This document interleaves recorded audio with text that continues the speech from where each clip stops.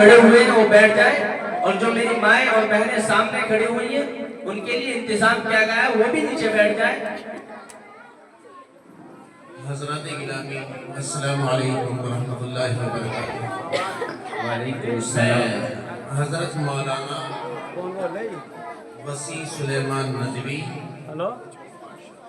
عالم فاضل محقق مدلل مفسر ڈاکٹر وسیع سلیمان ندوی ایک اہم اور عظیم شخصیت کا نام ہے۔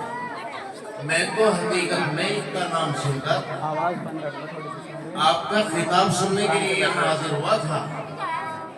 مولانا کے اصرار پہ ہی میں یہاں آیا ہوں۔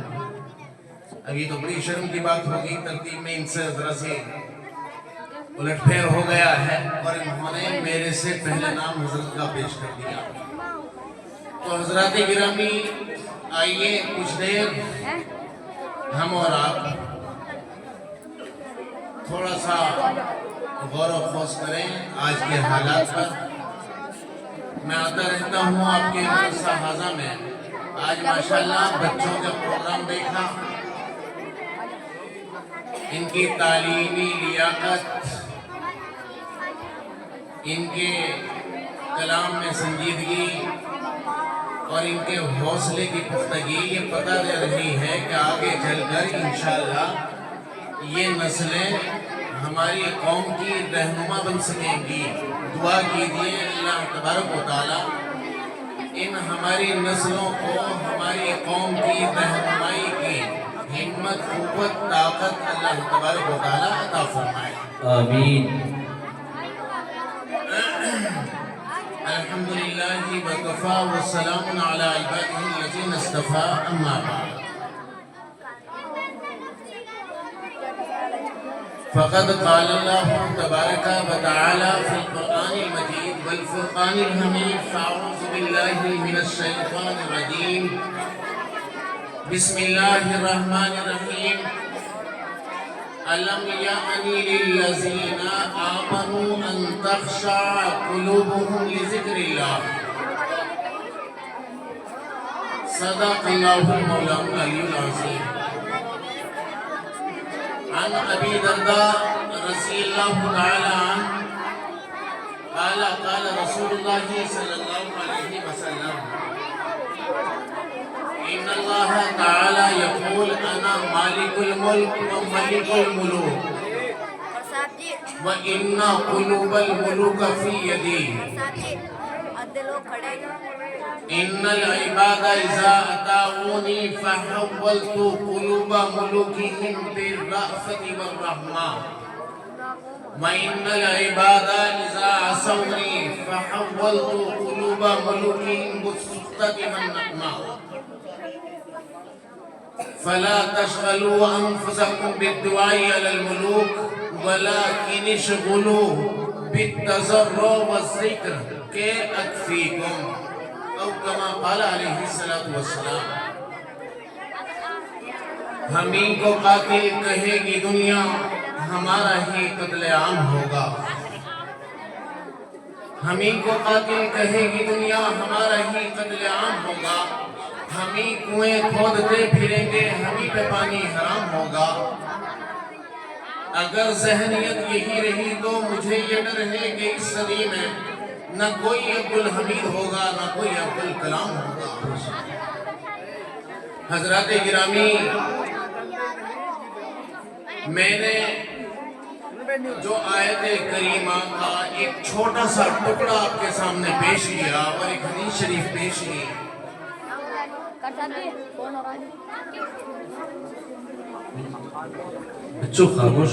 اس کا پس منظر یہ ہے جن کے سامنے دل دہلا دینے والے واقعات فیس بک پر، انسٹاگرام پر دیکھنے کو ملتے ہیں۔ ایسی حالتوں کے اندر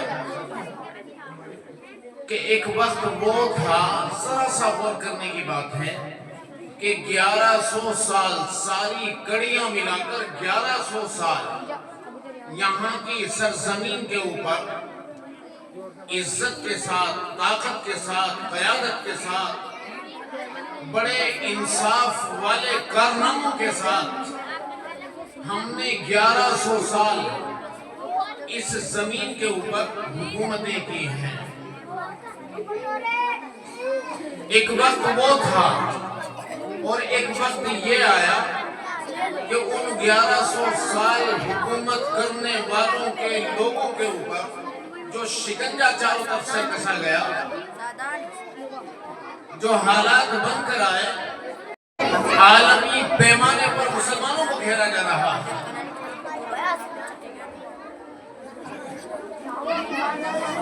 ہر خطے میں دنیا کے ایمان والا اپنے کو لوٹا پیٹا سا محسوس کر رہا ہے۔ ان حالات سے نکلنے کا کوئی راستہ نظر نہیں آ رہا ہے۔ یہ حالات پیدا کیوں ہوئے، ایک تو یہ غور کرنا ہے، اور ان سے نکلنے کا راستہ کیا ہے، ایک یہ غور کرنا ہے۔ میں نے اسی تعلق سے یہ آیت کریمہ آپ کے سامنے پیش کی ہے۔ اللہ تبارک و تعالیٰ نے جیسا کہ حدیث قدسی میں ہے فرمایا کہ ساری دنیا کا میں ہی بادشاہ ہوں، میں ہی شہنشاہوں کا شہنشاہ ہوں، یہ اللہ تبارک و تعالیٰ فرما رہا ہے۔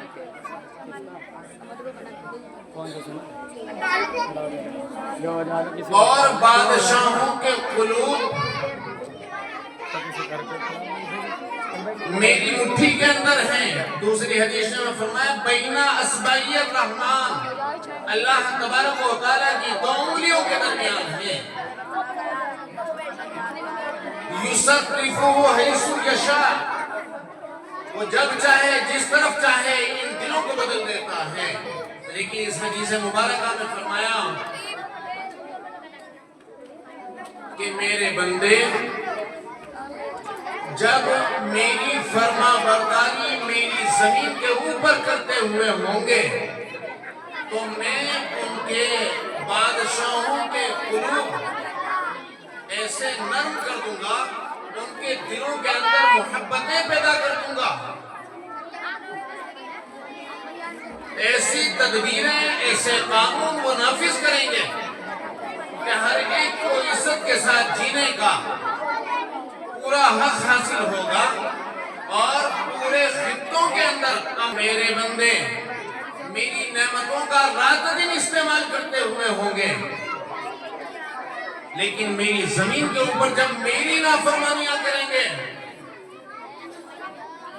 تو فرمایا حولت قلوب ملوکہم بالسخطۃ والنقمہ، میں بادشاہوں کے قلوب کو جو ہے وہ بدل دوں گا۔ فَسَوْمُهُمْ سُوءَ الْعَذَابِ، وہ طرح طرح کی مصیبتیں ان کے اوپر لا دیں گے۔ فرمایا جب یہ حالات تمہارے سامنے آ جائیں تو فرمایا فَلَا تَشْغَلُوا أَنفُسَكُمْ بِالدُّعَاءِ عَلَى الْمُلُوكِ، بادشاہوں کو بددعا دینے میں نہ لگ جانا، اس سے بچنا، بلکہ کام کر لینا، اپنے اعمال کے اوپر غور کرتے ہوئے میرے سامنے شرمندہ ہو جانا اور میرے سامنے رو دھو لینا، میری یاد کے اندر لگ جانا، یعنی میں نے جن کاموں کے کرنے کا حکم دیا ان کے اندر لگ جانا، اور جن چیزوں سے روکا ان چیزوں سے رک جانا، کہ اکفیکم، تاکہ میں تمہارے لیے کافی ہو جاؤں۔